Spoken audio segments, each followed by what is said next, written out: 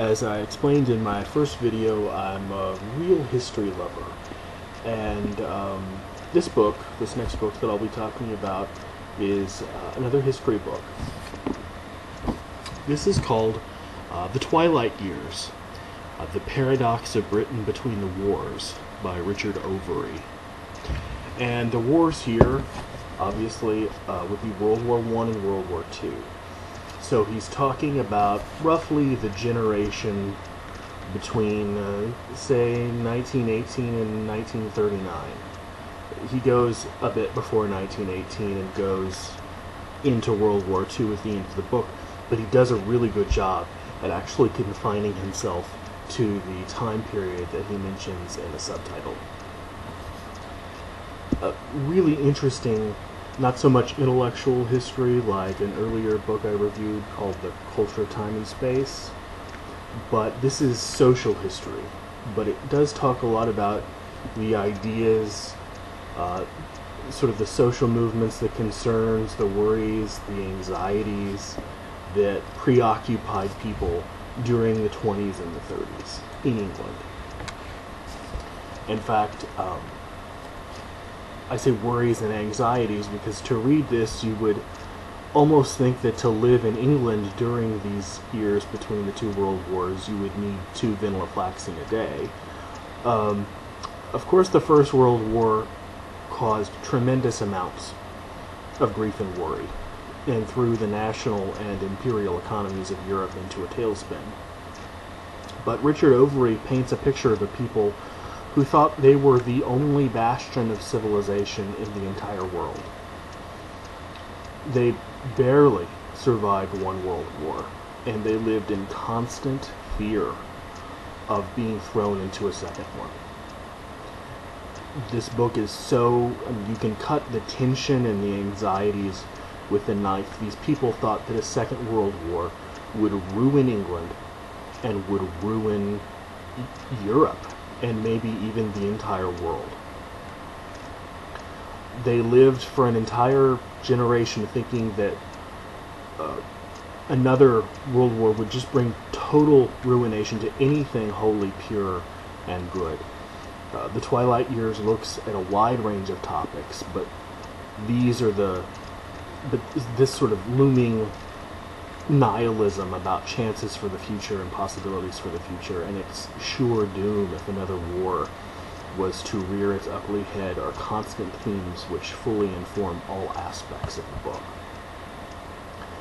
Several really interesting topics are covered in it, and he starts out with the dominant historiography of Western Europe during the first third of the 20th century, mainly the writings of Oswald Spengler and Toynbee, both of whose thoughts about history were colored by cyclical periods of cultural growth, followed by the eventual decadence and decline, and then again another reburgeoning. Obviously, many of the intellectuals during the time, and even many in the public, thought that the space between the wars was a period of certain decadence and decline. Others thought that World War I was the symbolic end for capitalism, which he discusses in a couple of other chapters, illustrating how it was an unsustainable economic system and how it needed to be replaced with either communism, socialism, or something else. And these ideas were prevalent on both sides of the political spectrum, right and left. What was one to do then in order to save culture from the barbarians trying to throw us headlong into another war? An ethos of cautious preservation and social utopia, the titular paradox between the war years, coexisted simultaneously. Eugenics was very much in vogue at the time, especially by those who considered themselves members of the progressive left, and felt that weeding out members of society who were not as physically or mentally fit was the obligation of the government if society was to continue on.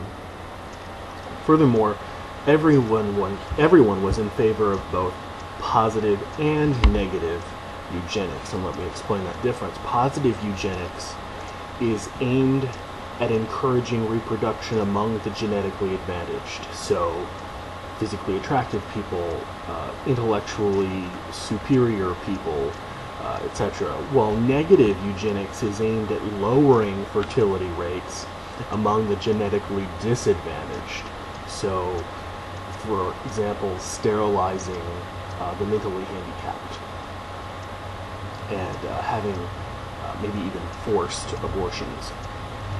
One woman Richard Overy mentions is a highly enthusiastic supporter of eugenics of all kinds. Her name was Marie Stopes, and she disinherited her own son upon his announcement that he had married a woman who wore eyeglasses, thinking that she might pass her myopia on to their own children. I thought that was interesting. I hope that wasn't too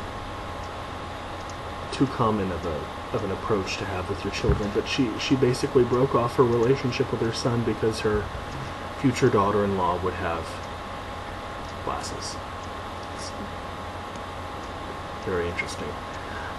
This was also the time when Freudian psychoanalysis was just beginning to splinter off into its various and sundry subschools, like Adlerian psychology, Jungian psychology, etc. And when Freud started to become a household name, it was as just a big panacea as eugenics was, and a sort of another 8-ball to tell whether human nature was inherently good or evil. And of course Freud has his own answers to those questions.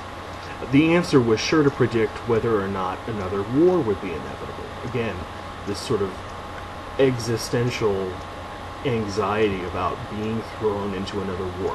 Where can we look for answers about whether this is going to happen or not? And Freud was another well to which people went to look for answers. And not surprisingly, the scientific research into these questions, psychoanalysis, yielded only inconclusive results. Political partisans would use it to their own advantage, hawks thinking that war was a part of the human condition, while doves and pacifists thinking that it wasn't. Pacifism and all its various incarnations all over England take up a sizable part of the book, only fading well into the 1930s when the most percipient of observers knew that it would take nothing short of war to stop Hitler and his fascism.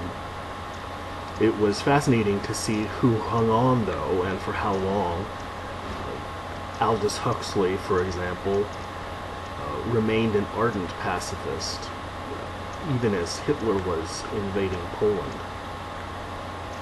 As other reviews on various sites have noted, this isn't so much intellectual or social history as it is a history of mentalities. That's what some historiographers call this kind of writing. Mostly informed by the thought of the dominant educated classes of the time. And for all of the possibly divisive material discussed in it, I didn't detect any noticeable biases on Overy's part at all. It's clear and accessible for anyone with even a minimal background in the subject, and doesn't assume too much of the reader in the way of minutiae of English politics in the 20s or 30s. For those interested in those details of the politics, he provides a useful introduction called, at the beginning of the book, called Britain 1919 to 1939, a chronological introduction, which gives foreign policy details, a list of prime ministers, a list of the governments that England went through these years, and a note on the economy. All in all, I thought this was a really good book for anyone interested in the very historically specific worries, sort of anxieties and preoccupations of England during the 20s and 30s, both in the minds of the bourgeois, but also the intellectuals, writers, and just sort of the dominant feelings of the time. A really superb book. The Twilight Years, The Paradox of Britain Between the Wars, by Richard Overy.